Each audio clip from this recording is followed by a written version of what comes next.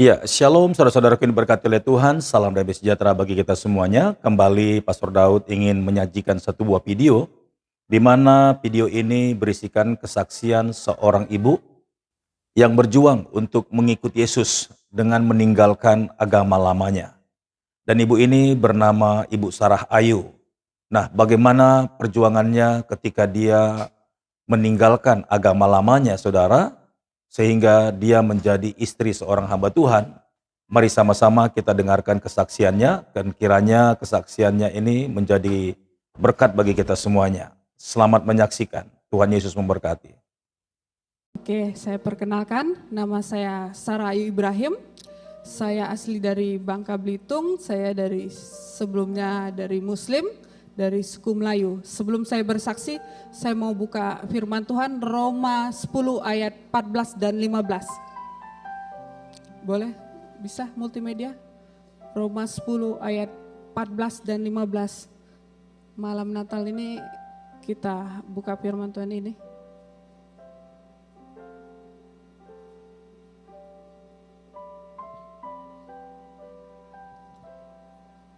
Tetapi bagaimana mereka dapat berseru kepadanya jika mereka tidak percaya kepada dia? Bagaimana mereka dapat percaya kepada dia jika mereka tidak mendengar tentang dia? Bagaimana mereka mendengar tentang dia jika tidak ada yang memberitakannya? Next, 15. Dan bagaimana mereka dapat memberitakannya jika mereka tidak diutus? Seperti ada tertulis betapa indahnya kedatangan mereka yang membawa kabar baik. Ayat ini kalau enggak ada ayat penginjil, saya ini mungkin enggak bisa berdiri di sini. Saya bisa tahu tentang Yesus ini karena ada yang memberitakan kepada saya. Amin. Memberitakan firman ini bukan tugas gembala tapi tugas kita semua. Amin. Saya mau cerita kesaksian saya. Saya tadi bilang dari Muslim, saya sedikit ada keturunan Chinese, tapi saya Cina yang gak punya toko. Biasa Cina punya toko, kalau saya Cina yang gak punya toko. Saya tumbuh besar di lingkungan Islam, Melayu, sekolah juga Islam saya, tapi saya hanya belajar Islam seadanya aja.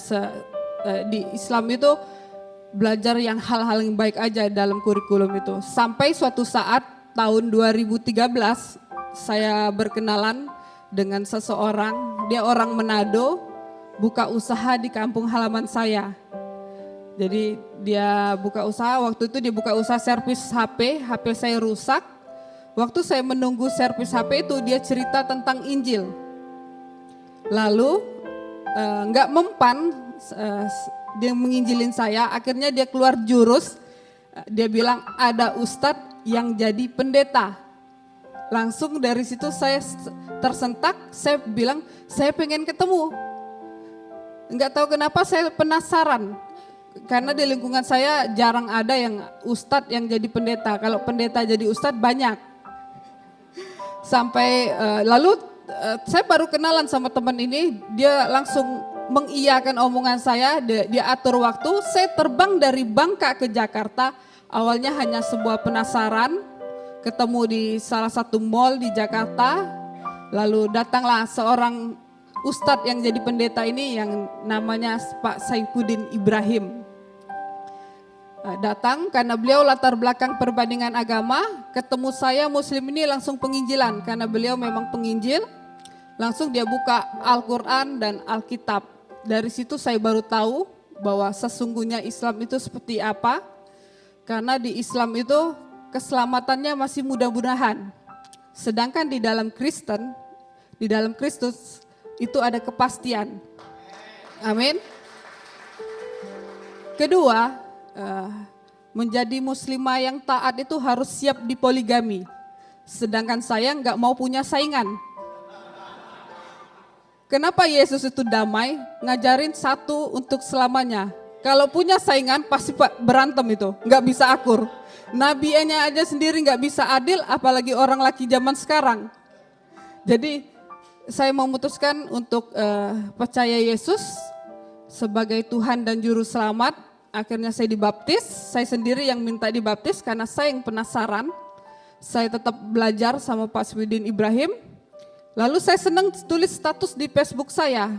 Status saya nggak seradikal beliau. Saya tulis baru Mazmur, Amsal. Dari situ teman-teman saya heboh sampai kedengaran sama orang tua saya. Akhirnya ibu saya telepon, ditanya saya, apa benar saya sudah pindah agama? Saya jawab, iya. Karena saya nggak mau bohong, pasti ketahuan, mendingan saya ngaku di depan. Lalu mama saya itu nggak percaya juga, dia terbang ke Jakarta, minta saya jemput. Lalu mama saya bilang ke rumah tante di Bekasi, saya anterin. Sampai di rumah tante di Bekasi itu ternyata sudah kumpul keluarga besar saya disidang. Di antara keluarga besar saya itu ada satu om saya, sudah ustadz, sudah naik haji, sudah dakwah. Dia yang bagian dipercayakan untuk bertanya kepada saya. Dia tanya ke saya, apakah saya masuk Kristen itu dikasih uang? Karena selalu image orang Muslim itu masuk Kristen itu dikasih uang, karena orang Kristen itu bagi-bagi Indomie. Untungnya saya dulu itu cepat menangkap belajar Alkitab. Saya belajar Yesaya 60 ayat 7, seharusnya kami mantan muslim ini yang harus mempersembahkan harta kami untuk rumah Tuhan.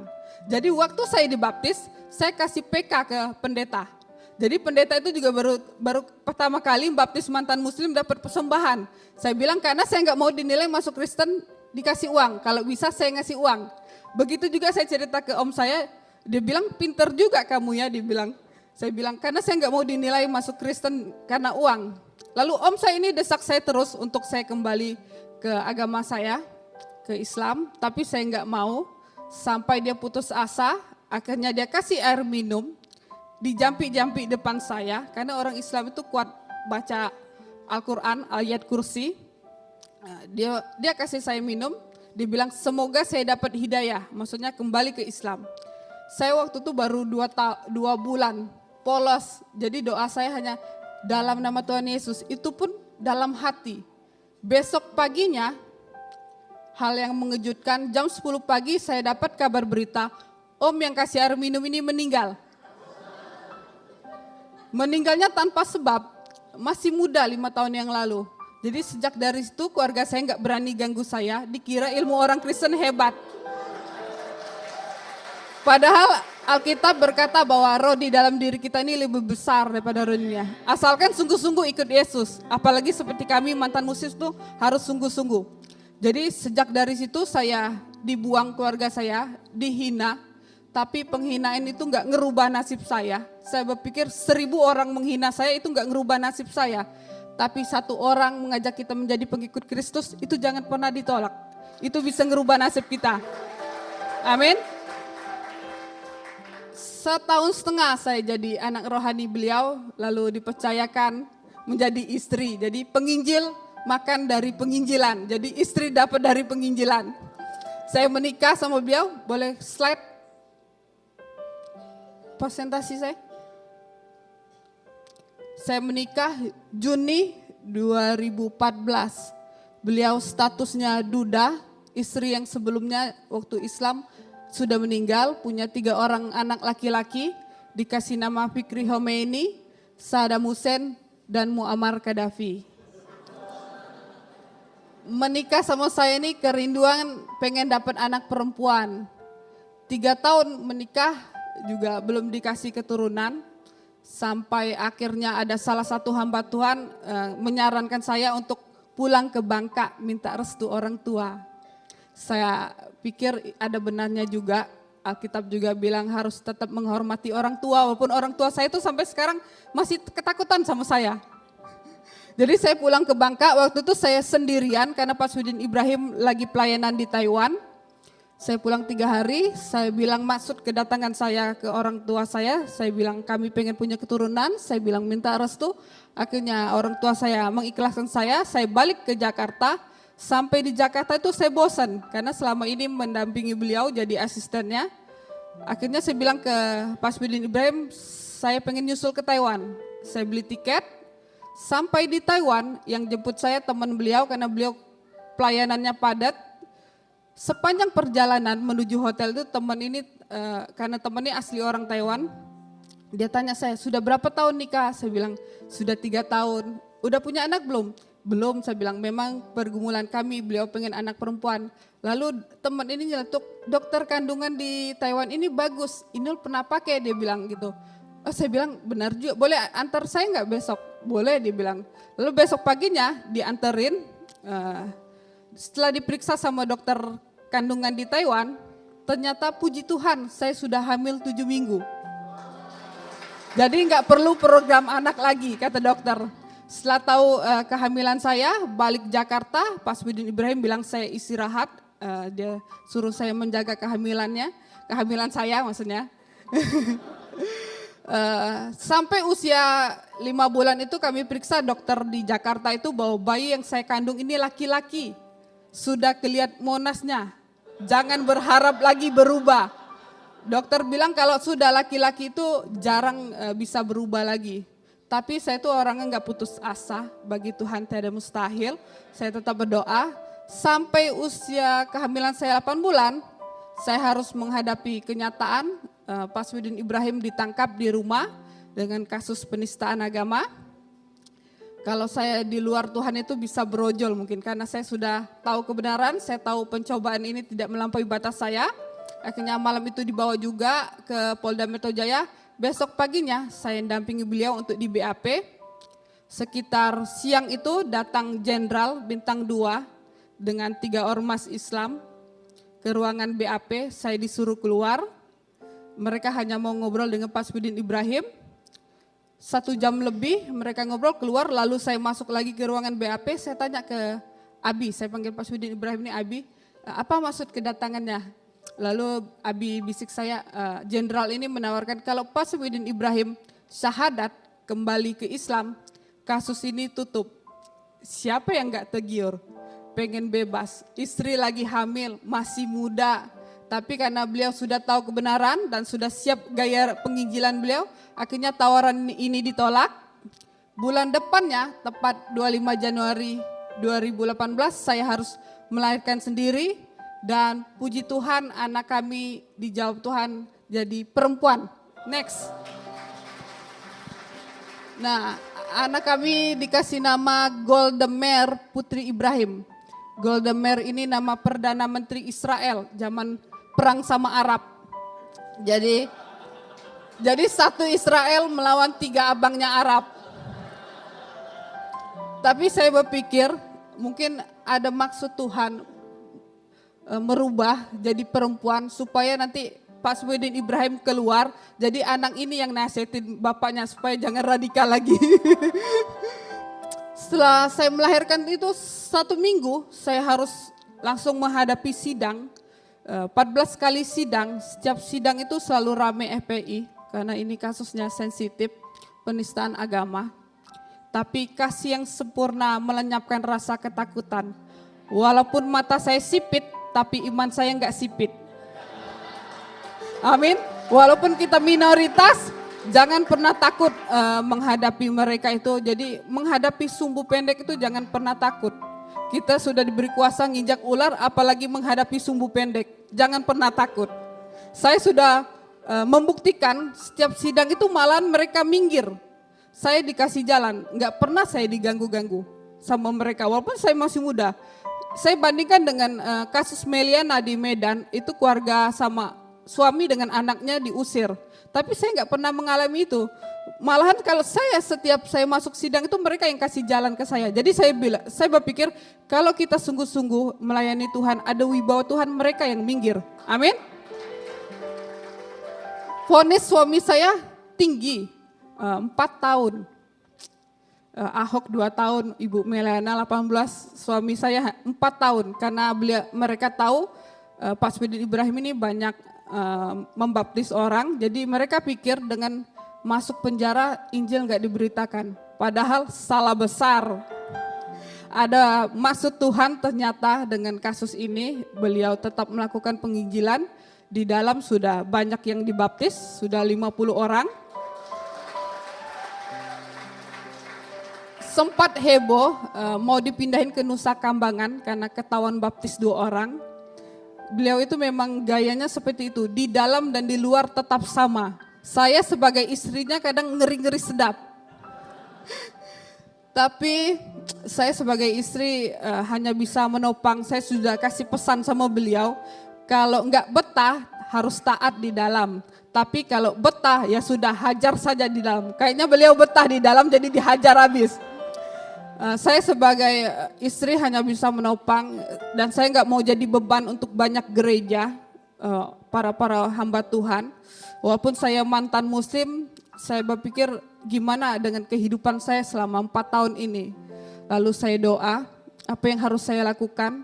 Pada rencana saya itu niatnya pengen jualan pempek di Jakarta. Karena saya orang Bangka kan, gak mungkin saya harus nunggu nadah tangan, gak mungkin, saya gak mau itu. Walaupun saya mantan muslim bisa saja saya jual cerita. Tapi saya gak mau, saya mau tetap jadi berkat untuk orang lain.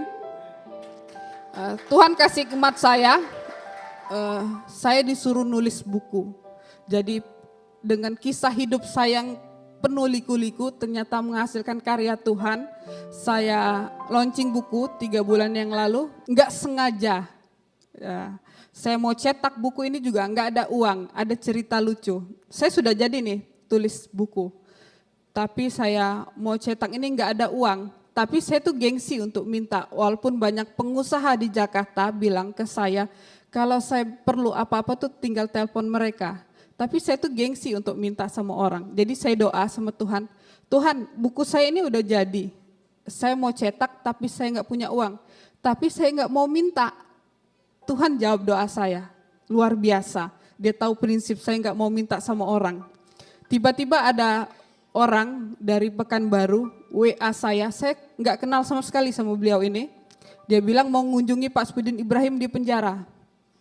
Saya atur waktu, masuk ketemu di lapas. Setelah selesai jenguk Pak Spudin Ibrahim, dia tanya ke saya, masih ada nggak buku Pak Spudin Ibrahim? Saya bilang masih ada. Sampai di rumah dia beli dengan jumlah yang banyak karena Pak Spudin Ibrahim menulis 5 buku, dia beli masing-masing judul itu dengan 100, akhirnya dia beli buku 500 buku, dibayar cash. Nah, uang tersebut itulah modal saya untuk cetak buku dan acara launching sekaligus acara ulang tahun saya. Luar biasa, Tuhan kita nggak buat saya sampai sekarang ini saya belum pernah ngerasa minta-minta. Saya bersyukur karena buku ini saya diundang ke Amerika. Saya terima kasih ya Pak Lukas. Biasanya orang itu kalau acara Natal mengundang penyanyi, ini mengundang penulis buku yang masih kecil lagi orangnya. Terima kasih banyak. Karena saya nggak bisa nyanyi, saya ada pantun, karena saya orang Melayu. Penutupnya saya pantun aja. Sungguh indah di malam kudus, terasa pula suasana kedamaian. Mari hijrah menjadi pengikut Kristus, karena Kristus pembawa keselamatan.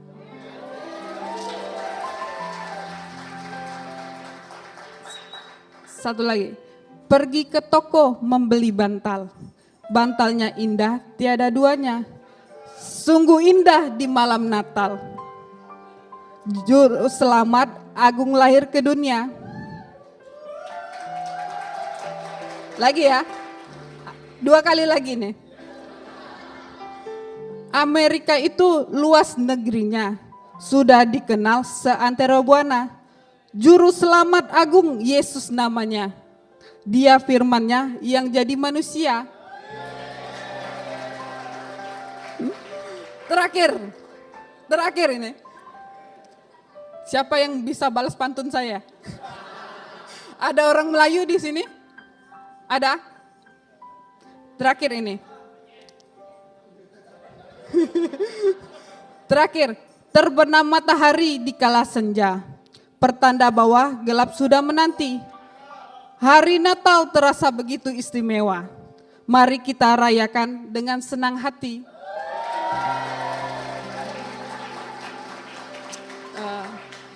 Kesimpulan dari kesaksian saya, apapun masalah kita, jangan sekalipun ngambil jalan pintas.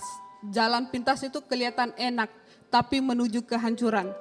Tapi ketaatan kita hari ini menuju berkat di kemudian hari. Banyak tawaran ke saya ini, lawan debat Pak Sudin Ibrahim nawarin saya Ustadz muda. Saya jawab apa? Pendeta muda aja saya nggak mau, apalagi Ustadz muda. Jadi apapun masalah kita tetap mengandalkan Tuhan. Ayat terakhir penutup Yeremia 17 ayat 7. Diberkatilah orang yang mengandalkan Tuhan, yang menaruh harapannya pada Tuhan. Amin. Oke. Ya, kita sudah menyaksikan bagaimana perjuangan Ibu Sarah Ayu ini boleh menjadi pelayan Tuhan serta menjadi istri seorang hamba Tuhan yang cukup terkenal. Namun tidak mudah saudara untuk menjadi seorang murid Tuhan yang begitu banyak menghadapi tantangan. Terlebih lagi suaminya adalah seorang penginjil dan seorang yang sangat berani untuk menyatakan kebenaran.